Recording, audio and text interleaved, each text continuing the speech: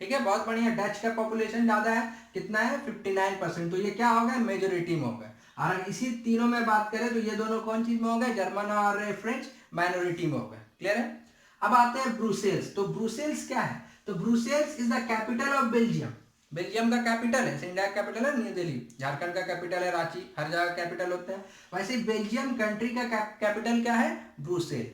Brussels का concept दूसरा है। ब्रुसेल में 80% लोग कौन सा लैंग्वेज बोलते हैं, फ्रेंच बोलते हैं। वो लोग जो कंट्री में माइनॉरिटी में 40%, लेकिन कैपिटल में वो लोग क्या है, मेजोरिटी में। दूसरा, ब्रुसेल में 20% लोग क्या बोलते हैं, डच बोलते हैं। यानी वो लोग जो कंट्री में मेजोरिटी में है, ब्रुसेल में वो क्या है, माइनॉरिटी में, यानी कैपिटल में वो क्या है, माइनॉरिटी में। क्लियर है, आ रहा बात समझ में।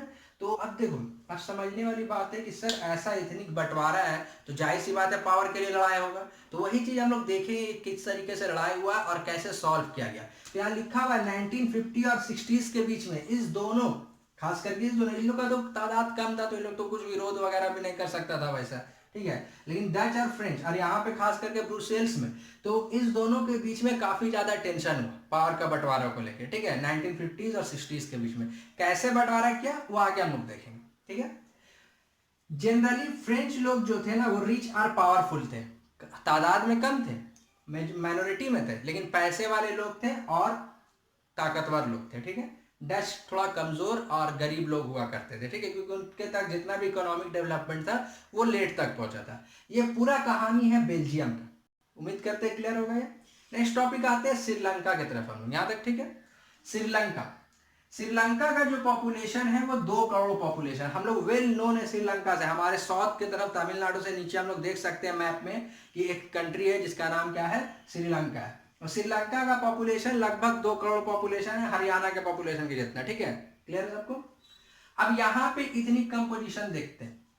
श्रीलंका में 74% लोग सिन्हाला स्पीकर थे। सिन्हाला इज अ लैंग्वेज, इसको बढ़िया समझ लीजिए। सिन्हाला क्या है, लैंग्वेज है। जैसे हम हिंदी बोल रहे हैं ना, हिंदी बोल रहे हैं, इंग्लिश बोल रहे हैं, तो ये लैंग्वेज है। उसी तरीके से सिन्हाला क्या है, लैंग्वेज है। तो 74% लोग कौन सा लैंग्वेज बोलते थे, सिन्हाला बोलते थे। और 18% लोग तमिल बोला करते थे। 18% लोग कौन सा लैंग्वेज बोलते थे, तमिल बोलते थे। क्लियर है। इस 18% में भी 2 बंटवारा था, एक श्रीलंकन तमिल थे, एक इंडियन तमिल थे। आप बोलोगे सर श्रीलंकन तमिल और इंडियन तमिल, श्रीलंका में इंडिया कहां से आ गया, ठीक है।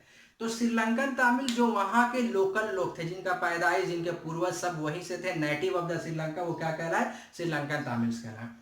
हम लोग हिस्ट्री में देखेंगे, ठीक है, कि उसमें ब्रिटिश दौर में बहुत सारे लोगों को श्रीलंका ले जाया गया एज अ इंडेंजर्ड लेबर, बंधुआ मजदूर के तौर पे। और वो लोग जब ये सब कुछ खत्म भी हो गया तो वो वहीं रह गए वो लोग। तो वो इंडिया से आए थे, उनके फोर फादर, उनके पूर्वज कहाँ के थे, इंडिया के थे, इसीलिए वो क्या कह रहा है, इंडियन तमिल्स। इनका जो पॉपुलेशन था श्रीलंकन तमिल्स का, इस 18% में 13% श्रीलंकन तमिल्स थे और इस 18% में 5% इंडियन तमिल्स थे। क्लियर है, आ रहा बात समझ में। Next, Sri Lankan Tamil mainly north और ईस्ट साइड में थे, नॉर्थ और ईस्ट साइड में थे।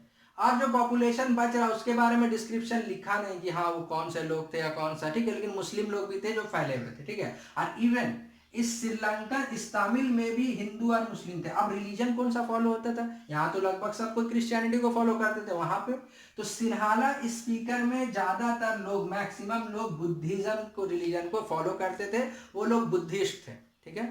तमिल में हिंदू और मुस्लिम दोनों थे, कुछ लोग हिंदू थे कुछ लोग मुस्लिम थे तमिल्स में, ठीक है।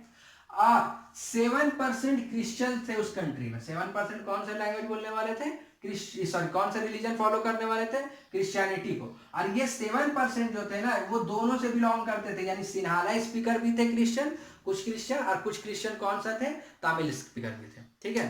तो ये है इथनिक कंपोजिशन ऑफ श्रीलंका। अब देखते हैं, यहाँ पे तो ज्यादा फर्क नहीं था, 19% का फर्क था, लेकिन यहाँ पे बहुत ज्यादा फर्क है।